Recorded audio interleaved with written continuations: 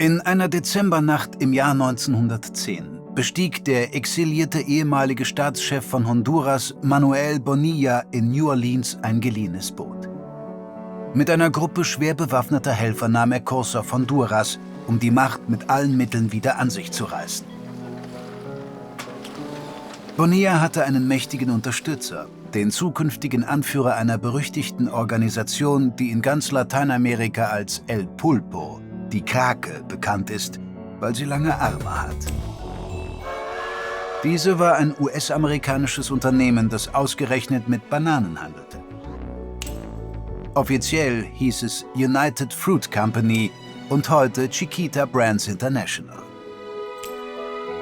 Bananen wurden vor tausenden Jahren in Südostasien kultiviert und gelangten kurz nach dem Jahr 1500 nach Amerika, wo afrikanische Sklaven sie auf Feldern neben Zuckerrohrplantagen anbauten.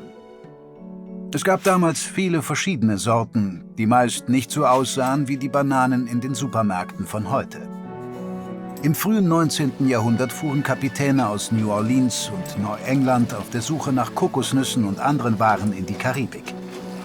Sie begannen mit Bananen zu experimentieren und kauften die Sorte Gros Michel von afro-karibischen Bauern in Jamaika, Kuba und Honduras. Gros Michel-Bananen produzierten große Stauden mit relativ dickschaligen Früchten, ideal für den Transport. Ende des 19. Jahrhunderts waren die Bananen in den USA ein Hit. Sie waren günstig, ganzjährig erhältlich und von Ärzten empfohlen.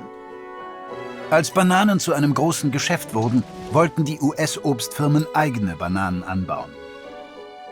Um sich Land zu sichern, bestachen die Bananenmogule Regierungsbeamte in Mittelamerika und finanzierten sogar Putsche, um Verbündete an die Macht zu bringen. In Honduras revanchierte sich Manuel Bonilla für die Finanzierung seiner Rückkehr an die Macht mit Bodenkonzessionen. In den 1930er Jahren beherrschte ein einzelnes Unternehmen die Region. United Fruit, dem zeitweise über 40% der Ackerfläche Guatemalas gehörten.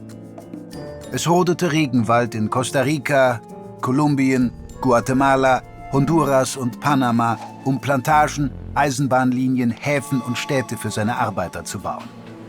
Angelockt von den recht gut bezahlten Jobs migrierten viele in die Bananengebiete.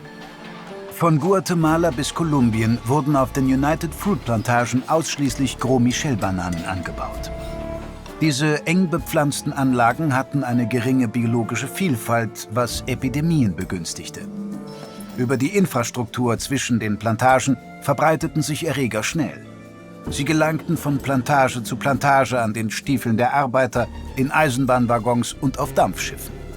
Und genau das geschah in den 1910er Jahren, als ein Pilz begann, die Gros Michel-Plantagen zunächst in Panama und später in ganz Mittelamerika zu zerstören und sich rasch über das System ausbreitete, das hohe Gewinne und billige Bananen ermöglicht hatte. Im Wettlauf gegen die Panama-Krankheit gaben Bananenunternehmen infizierte Plantagen in Costa Rica, Honduras und Guatemala auf und machten Tausende von Bauern und Arbeitern arbeitslos. Danach rodeten sie enorme Regenwaldflächen, um neue Plantagen aufzubauen. Nach dem Zweiten Weltkrieg wurden die Diktaturen, mit denen United Fruit in Guatemala und Honduras kooperiert hatte, von demokratisch gewählten Regierungen abgelöst, die Landreformen verlangten. In Guatemala wollte Präsident Jacobo Arbenz Land von United Fruit zurückkaufen und an landlose Bauern verteilen. Seine Regierung bot an, den für die Besteuerung angegebenen Preis zu zahlen, den United Fruit zu niedrig angesetzt hatte. El Pulpo war damit nicht zufrieden. Das Unternehmen führte Propagandakampagnen gegen Arbenz und nutzte seine engen Kontakte in der US-Regierung, um Hilfe zu bekommen. Angeblich aus Furcht vor dem Kommunismus wurde der demokratisch gewählte Arbenz 1954 durch die CIA gestürzt.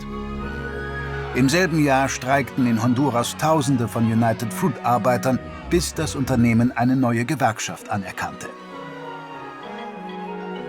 Als die politischen und wirtschaftlichen Kosten für die Flucht vor der Panama-Krankheit immer höher wurden, stellte United Fruit Anfang der 1960er Jahre schließlich von Gros Michel auf die gegen die Panama-Krankheit resistenten Cavendish-Bananen um.